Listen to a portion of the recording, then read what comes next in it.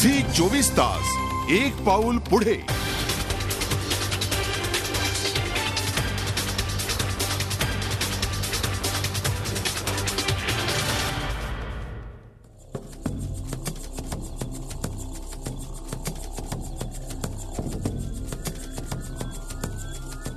रात्री उशिरा कधीतरी स्पर्धक टीम कॅम्प साईटवर पोहोचते।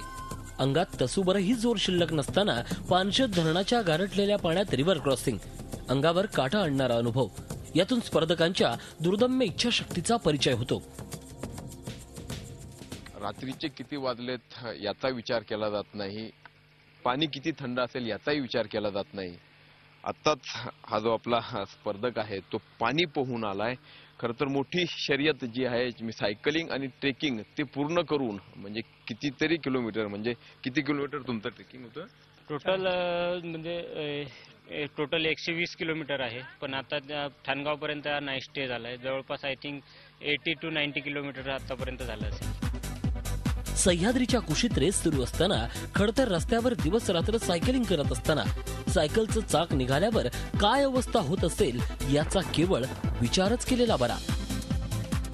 इंड्युरो स्पर्धा फार कठीण आहे आणि अत्यंत खडतर परिस्थितींना समोर जातात। अशीच एक टीम आहे आपल्यासोबत की जे अतिशय कठीण परिस्थितीत आहे। त्यांची सायकल खराब झाली आहे। सकाळपासून खूप प्रॉब्लेम फेस करावं लागतात। एक सायकल तुटले तर ही पंक्चर आहे, तरी आता मी या मॅडमला डबल सीट घेऊन काय करून आम्हाला फिनिश करायचे, न क्विट करता।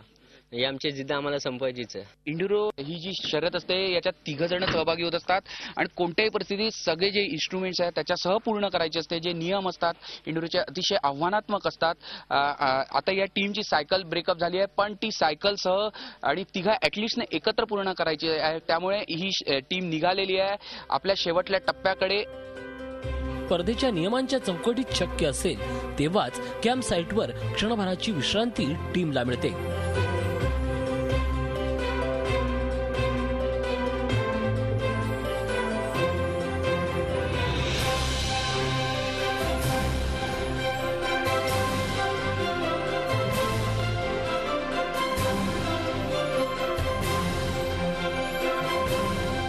River crossing, kayaking, rifle shooting असे विविध प्रकार दुसऱ्या दिवशीही सुरू असतात।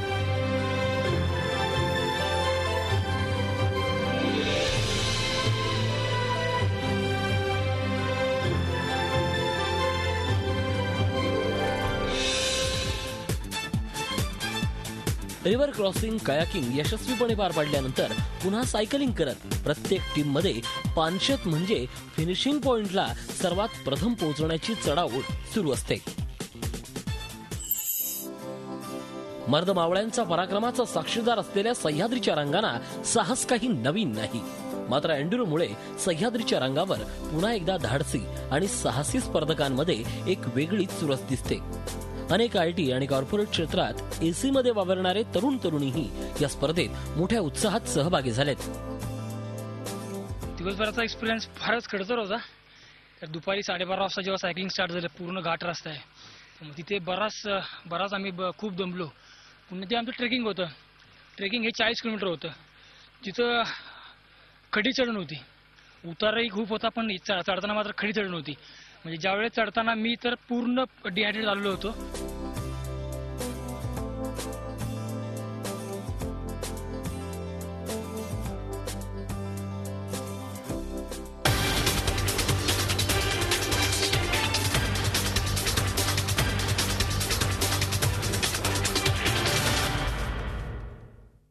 झी 24 तास एक पाऊल पुढे।